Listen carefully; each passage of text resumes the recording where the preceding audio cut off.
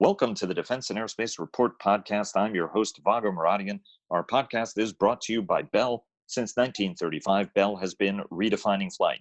Learn more about its pioneering spirit at bellflight.com.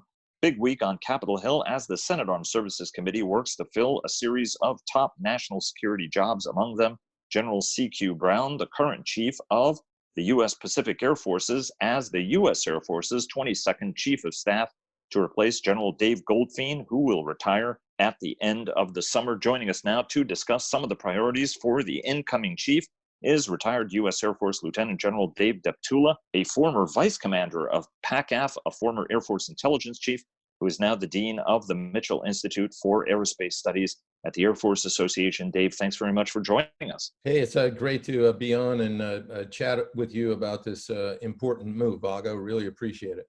It's an absolute pleasure. C.Q. Brown is widely seen as one of the Air Force's most gifted leaders, and coronavirus is disrupting not only operations and training, but it's going to have a meaningful budget impact as well. You and I have talked about that. And General Goldfein has had a very impressive tenure as well, focusing on the command and control elements of the force to get the future joint force, the future Air Force and joint force, to be better integrated with legacy and future assets. But before we get there, I want to get your sense on how the Air Force is doing now, not just coronavirus-wise, but in a joint force context at a time when the Navy is taking a turn in the barrel and the Army, which has been showing some really, really strong leadership, seems to be gaining a little bit in influence. Well, Vago, I'd tell you that the Air Force is out front, maybe not in terms of publicity, but in terms of executing the missions to which it has been assigned, and is the premier means right now today of projecting power rapidly around the world. Not just in the context, as you mentioned, being able to handle the COVID-19 environment, but because we operate from a variety of different locations and have the advantage of lots of space, the entire Air Force has fewer COVID-19 incidents than does the single aircraft carrier USS Roosevelt. But that being said, particularly in the Pacific, the Air Force recently underwent a transition from fully deploying in a continuous fashion bombers to Guam to a much more flexible response paradigm that meets better the needs of the National Defense Strategy by sending bombers to the region in an unpredictable fashion from the United States. Just last week, B-1s flew out to the South China Sea and back in an over a 30-hour mission. They also deployed and landed at Guam for a period of time. And so you're going to see these flexible response options be exhibited in a manner that keeps our potential adversaries off guard.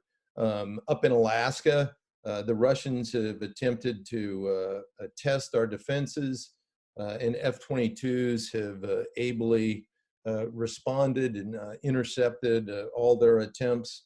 And so those are just a couple of examples of how the Air Force continues to operate and accomplish its joint force objectives on a recurring and an uninterrupted manner. Talk to us a little bit about C.Q. Brown. He is going to be up on the before the Senate Armed Services Committee.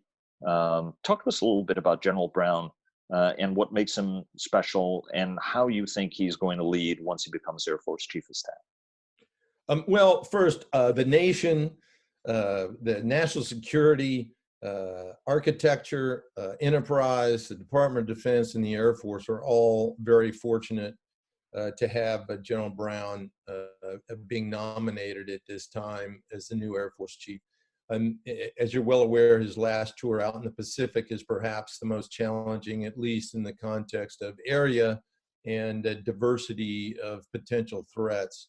And it's been an area where it is hammered home the importance of the necessity of moving to a different command and control architecture and paradigm if we're going to succeed in the future. And General Brown is quite aware of all of these issues, and so that's why I say the national security enterprise is very fortunate to have him come on board, because he's just been dealing with these facts in reality.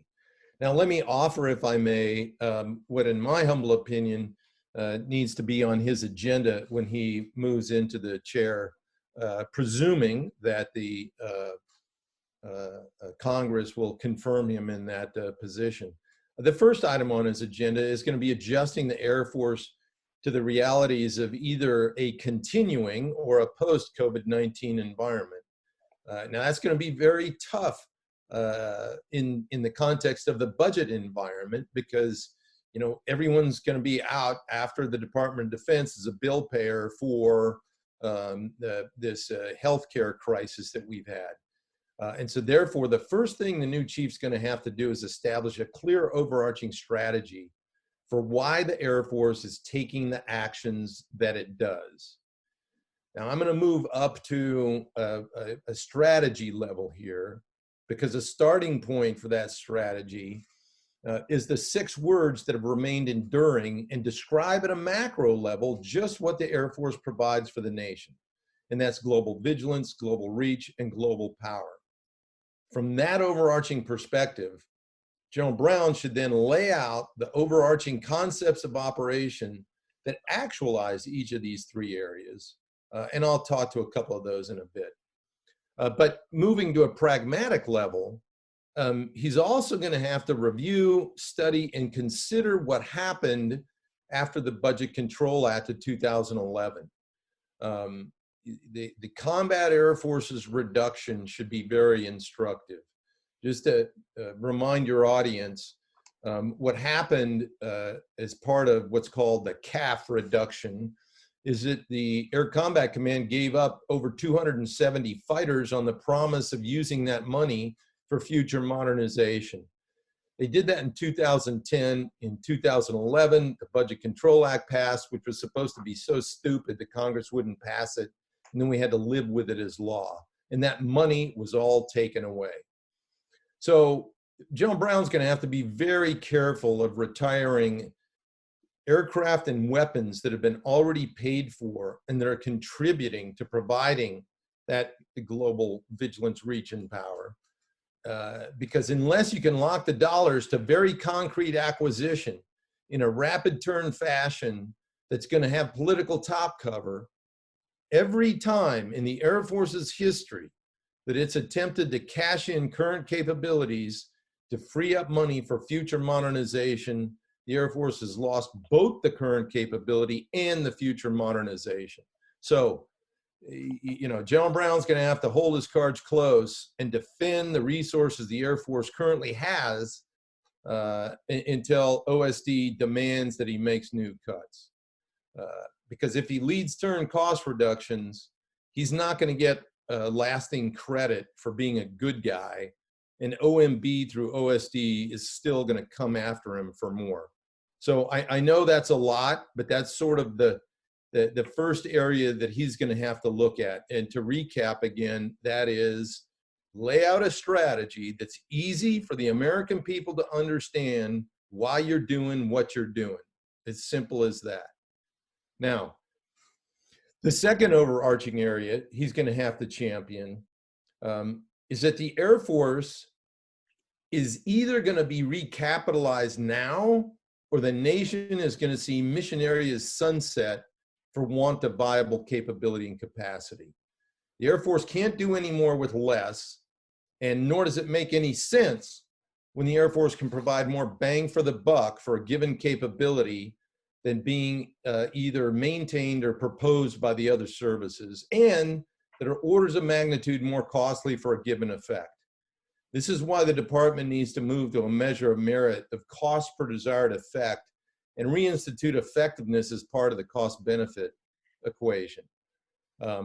Give us some examples. Yeah, I'm going to give you some examples here.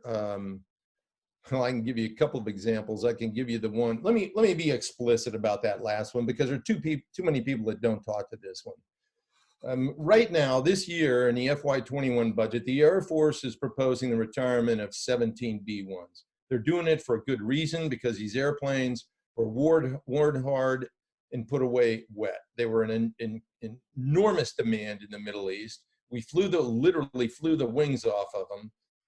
And it's going to take several $100 million, or it would take several hundred million dollars to get them up back to speed. Here's the effect piece. A single B-1 can deliver the exact same amount of ordnance than an aircraft carrier can in a day at distance. But we don't see anybody offering up carriers to be retired in the 21 budget, do we? So, and this is where I need to be careful, because I don't want to be misinterpreted. Aircraft carriers are a wonderful thing. The nation needs some. But if you're looking at a bang for the buck comparison in terms of force projection, not presence, not humanitarian assistance, but force projection, here we are retiring 17 carrier equivalents in the Air Force simply because we don't look across service lines for effectiveness. So let me put that one aside for a minute and talk about the importance of modernization. The Air Force kicked the can, not the Air Force, the Department of Defense, in particular, a couple of secretaries of defense, kicked the can down the road for Air Force modernization. It started in the 90s in the aftermath of the Cold War, radically reduced modernization in the 2000s to support Iraq and Afghanistan. The Budget Control Act was the next hit. And now the edge of the cliff is looming once again for an unforeseen circumstances. So my point here is John Brown has got to make the point very stridently that, look, we need to reset our force or else part of that force is going away. And other than the Air Force, very few care about modernizing Air Force force structure. So John Brown's going to have to be very ardent, articulate, and unrelenting in championing a modernized Air Force. That's going to be his greatest contribution to jointness, because without a modernized Air Force, joint force operations can simply not be successful. So it all comes down to affording the most effective, efficient, and smart policy options for our nation's security leadership. The Air Force has to sell what it provides to the nation. The fact that the Army is out there securing money for a 1,000-mile cannon when bombers, fighters, and remotely piloted aircraft all provide capability to execute in that zone of operations suggests that the Air Force needs to do a much better job in articulating what it provides. And that goes, again, to highlight the need for an effects-based analysis in the Department of Defense.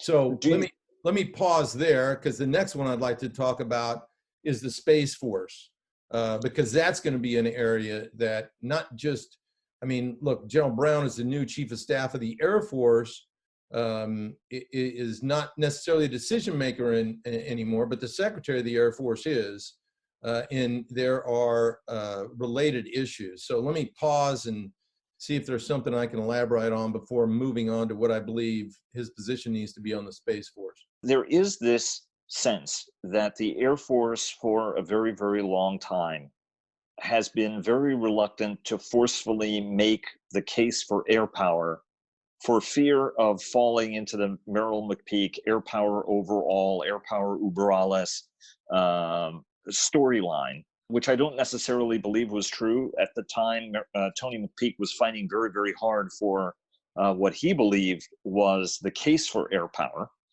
and make sure that the right lessons were drawn from that in the wake of the first Gulf War, which you were one of the key air architects of. Do you think that this is just too strongly coded into Air Force culture at this point? Because if you listen to Ryan McCarthy or Jim McConville or Dave Berger or even the CNO, they will passionately talk about the capabilities that their force brings to bear, whereas there's this sense that the Air Force does not historically make as strong of a case. Yeah, Why Vago, is that? this is a subject of an hour-long discussion on its own, but let me try to tighten it up. Well, I'm asking you this because we've had hours of conversation on Yeah, this point. I know. Let me tighten this up in a way that I think will be illustrative to some folks because they don't think about it this way.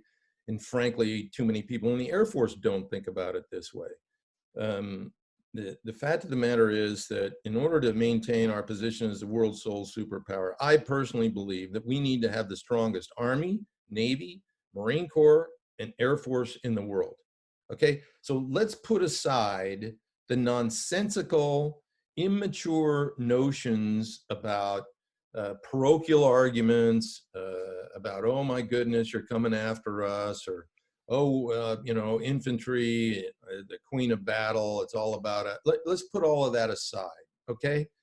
All the services are required because it takes years to master the elements that each of those services conduct to conquer and dominate operations in their respective domains, at sea, in the air, in space, on the ground, under the sea, okay?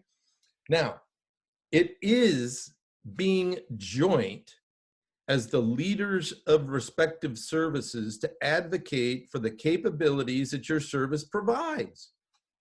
That's the whole notion of jointness. Remember, the services don't fight. They organize, train, and equip and provide trained components to a combatant commander who then organizes them in a fashion meeting the needs of a particular contingency. If the service leaders do not advocate passionately for what their service brings to the defense enterprise equation, nobody else will. So it is the height of jointness to advocate for what your service does. If you're in a service position, okay? Now, the fact of the matter is, in the first decade of the 21st century, the Secretary of Defense fired the civilian and military leadership of the United States Air Force. And that cast a message unknowingly, perhaps. I'm sure it wasn't done with malicious intent, but the message that it sent was, you know, you better not, you know, speak up too loud. You better not speak truth to power if power doesn't agree with what you want to hear, because you're going to get a shot between the eyes. All right. And that cast a pall on advocacy for air power inside the Air Force in general. And you've seen that play out over the last decade plus. So we have to put that piece of history aside and recognize that jointness is using the right force at the right place at the right time. But the decision makers need to understand the virtues and values of what each of the services bring to the fight. I hope that answers your question. Let's shift to space. You and I both were not fans of the idea of a space force or even a space corps, but alas, that's where we are. What's the right way to get this right, given that we are swimming in the opposite direction from every other major air force that is integrating air and space power more closely, as opposed to breaking it off into a separate service? Well, good question. First, let me correct just a little bit in the way that you cast it. I've always been in favor of a space force. The issue is not a matter of if, it's a matter of when. When the conditions were mature to assure the success of when that service has stood up. But the fact of the matter is, the decision was made on December 20th of 2019. So right now, I'm all about setting up the conditions to ensure that the Space Force succeeds, because the decision's been made. And, you know, having been in the military for over 34 years, you know, you can have your opportunity to make your case, but once the decision's made, you can either salute smartly and help and be part of the solution, you know, or you can remove yourself from discussion. So I'm electing to try to help the Space Force proceed. Here are three fundamental challenges. First one is resources. In this move that set up the Space Force, essentially what was done was the Air Force Space Command was simply renamed the Space Force with no additional resources. If in fact we're going to be able to meet the challenges that the Chinese and the Russians are posing to our space infrastructure, we're going to have to, as a nation, increase the resources to allow the Space Force to do that. Furthermore, this is an entire DoD challenge, so including the other services. So they're going to have to pay for their share for the services that they consume. If they don't, the Department of the Air Force is going to be forever broken. So resources are a huge challenge. Second, people.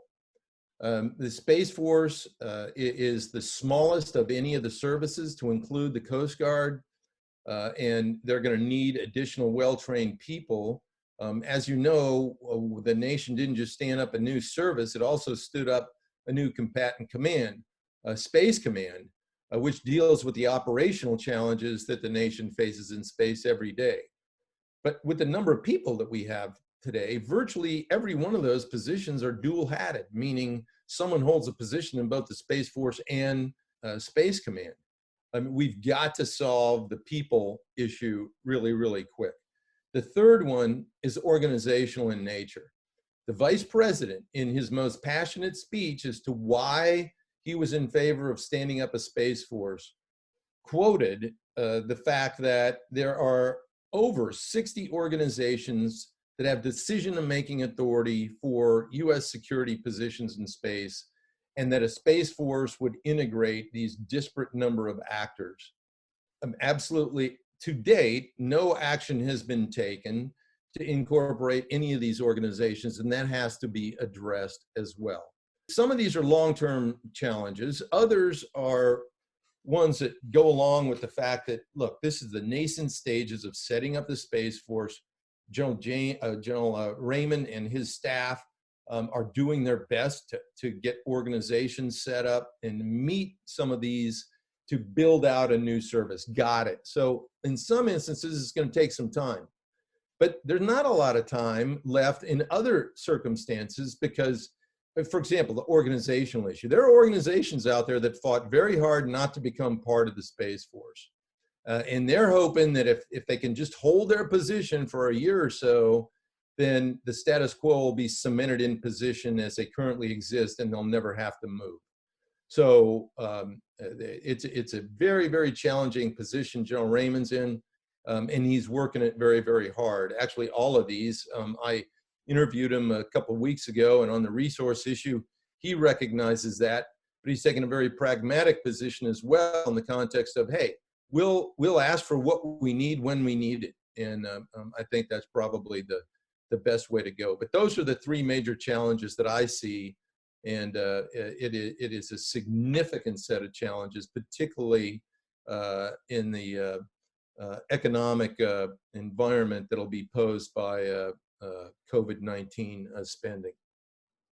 Let me ask you one 30-second question. In this environment, obviously hard choices will have to be made. You made the case why manpower reductions shouldn't be where to go, because the Air Force regularly has cut manpower in order to get modernization and lost the people and lost the modernization. At a time like this, when there are going to have to be trade-offs made, what would you be shielding and where would you be finding trade space? Well, look, that's what the entire department of the headquarters of each of the services, that's their job day in and day out. So it'd be rather presumptuous of me to pick out one or two things, so I hesitate to do that. But I know we've talked for a long time. Let me hit one more that's related to your question, but it's also related to your question about what should be on the agenda for General Brown. And that's a joint all-domain command and control. There has to be greater support from across the Department of Defense, as well as an infusion of the appropriate level of resources, because building the joint all-domain command and control system, or perhaps more descriptively stated, building a combat cloud where sensors, shooters, weapons, and decision makers are all connected under an appropriate command and control paradigm is absolutely fundamental to developing a true advantage over our potential adversaries and to the conduct of future warfare. Vago, if I might, let me just offer a historical analogy here that might be useful. At the beginning of the Battle of Britain, the Royal Air Force only possessed 446 operational fighters to the Luftwaffe's 3,500 combat aircraft. And while credit for the eventual victory was given to the pilots, it's also crucial to highlight that their success fundamentally depended upon a system of radars, observers, and battle management known as a doubting system. All right? It was an information sharing architecture. And similar to the doubting system, the Air Force is supporting a system that can exploit the power of networked information to enable a limited force to prevail against a far larger peer adversary. So it's all about placing the right assets at the proper time and place to maximize mission effectiveness while limiting vulnerability. And this applies to all the services, not just the Air Force. So General Brown's going to have to be very strong about the importance of this vision as the way ahead for joint force operations, as they're already opponents simply because the Air Force is the lead for this critical joint capability. Dave, thanks so much for spending so much time with us. Really appreciate it as always, and look forward to having you back on again. It's always a pleasure. Thanks, yes, sir. Sir. Me too. Take care. Have a great aerospace power kind of day.